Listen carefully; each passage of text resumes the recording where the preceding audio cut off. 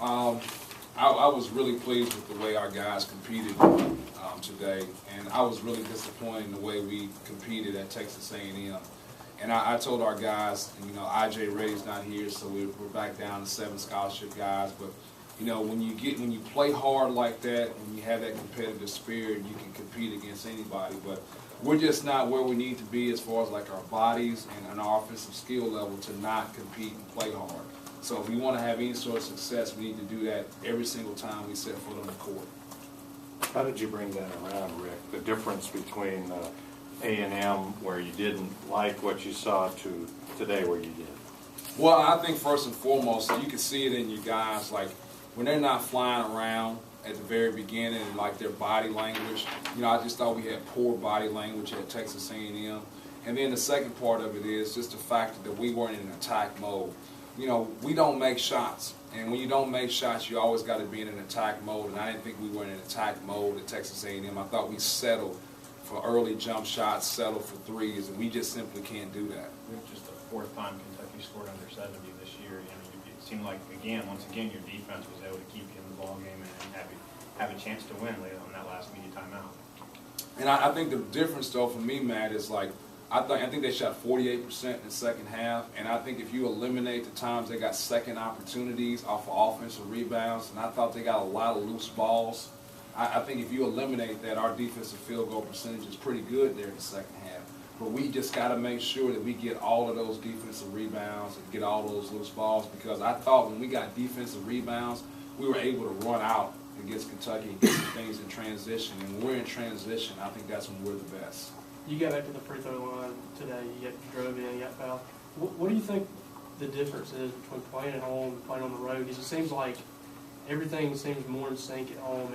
Everybody seems more in tune to what you want them to do. What do you think's the difference between home and away? Yeah, Robbie, I don't know if it's more so us being at home, but I mean that's the first time we played man-to-man, you know, team for a long time. Florida played us man-to-man, but Florida's such a good defensive team they generally don't foul. But I think when people play us man-to-man, that's when we get an opportunity to get to the free throw line, and we just haven't seen a lot of man-to-man. And Kentucky, you know, even plays zone against us today. So, how do you handle the post-game team? A 10-point loss, as you said, the energy, the effort was better than before. You know, I'm not satisfied with the loss. I don't want you to have that misconception or like I look at this as a moral victory. But I want my team to play hard. Excuse me, I want them to compete. I want them to have a competitive spirit. And when they do that, I talk to them about lost opportunity. If you play the way you played against Kentucky, then you have a chance to beat Texas A&M at Texas A&M. You have a chance to win at Vanderbilt. And we got to find a way to, every single time we set foot on the court, play with this competitive spirit and play that hard. You know, we were man down and we did this. So we just got to make sure we don't let any more opportunities slip by the wayside because we didn't play hard. That's something that we can control. We can't make shots all the time. There's a whole bunch of things that you can't control. We can control playing hard. Do you think it was a pride thing after the A&M thing, that we're better than that? Or this is Kentucky, this is inspiring, we can knock off? I would hope it's not Kentucky, Jerry. Don't take that wrong. But, like, I think I made it very apparent that I wasn't happy with the way we played at Texas A&M. So hopefully, no matter who the opponent was, that we'd have came out and played this way. We had a couple tough days. Whether it was at A&M or even Alabama or Vanderbilt, was this the kind of level, though, of effort that you're kind of hoping the entire season? Yes. I mean, maximum effort. I mean, like, we have to have maximum. When you have 7 or 8 scholarship guys and you don't shoot the ball well, you have to have maximum effort to beat anybody in this league. Why do you think they don't have that maximum effort when they go on the road? I think first and foremost, are kids. You know, we're talking about freshmen and sophomores, you know, that are leaders at this point in time. And so I think the other thing, I think it's a natural tendency for guys not to be up and play on the road. I just think that's any team. I think that's kind of human nature. How do you keep those guys' spirits up? You know, you give that at maximum effort, and a guy like Julius Randle's still able to get to the rim, still able to hit some shots, and you have a handle space, and you're face guarding and things like that. How do you just, you know, make them realize that things are going to get better? Well, I thought we did a better job in our first game against Julius Randle than we did this game, and simply because you can't allow him to get touches. I mean, like, he's just such a strong physical presence that if he gets a touch, he's either going to score or you're going to foul him. You know, whether it be a good call or a bad call, doesn't matter. So the only way to eliminate Julius Randle is not to allow him to get post touches, and we allowed him to get way too many post touches. Now, when he's on the perimeter, you can help, and you're fine there. But when he's in the post, you can't let him touch the basketball. You have to full front, and I thought we got caught behind way too much. But beyond that, we've played the two best teams in the SEC at home, and we knew we would have a tough stretch here. Now it's like we got to make sure our guys' confidence and psyche and the way they feel about themselves is in the right place going forward from here. That's the most important thing. Rick, those two teams play next Saturday. How do you size up that matchup? Well, I tell you, it'll be interesting because I think Florida plays at such a pace. I think that's the thing that's so impressive about Florida is the pace of play for them. And then beyond that, like I said this before, they have defensive breakdowns, but they rotate to those defensive breakdowns so fast. I mean, like, everybody has a defensive breakdown, but Florida makes you, like, continue to pass the basketball and not get an easy opportunity when you do have a defensive breakdown. And I think offensively, the way they run their ball screen motion is so fast. You can say, I'm going to play this ball screen this way or that way, but then when it's coming at you 100 miles per hour, it's really difficult to guard. So it'll be interesting to see now how does Florida match the inside presence of Kentucky. I thought this with our team. I said, I think we'll have an opportunity to get into the paint against Kentucky. It's like what happens once you get to the paint. I thought our guys could drive by and get into the paint. Now the decision is at the paint, can you finish against their size and length? And when you kick the ball out, do you make that open shot? Rick, you talked a little bit about Gavin's performance today. I know you're probably still looking for stuff from him when he gets to that line 8 times in baseball. Yeah, I think first and foremost with him, like effort. You know, like he gave an effort. And like when he gives an effort, he becomes a pretty good player. I think the second thing is I thought that he pump faked a little bit too much. I don't think Dakar Johnson is a shot blocker. I think he's the type of guy you can go up and finish against without the shot fakes. Now, when you're playing Willie Cauley-Stein, it's different. I think you need those shot fakes and pump fakes. So I thought he had some opportunities where he could have just took it right to the rim.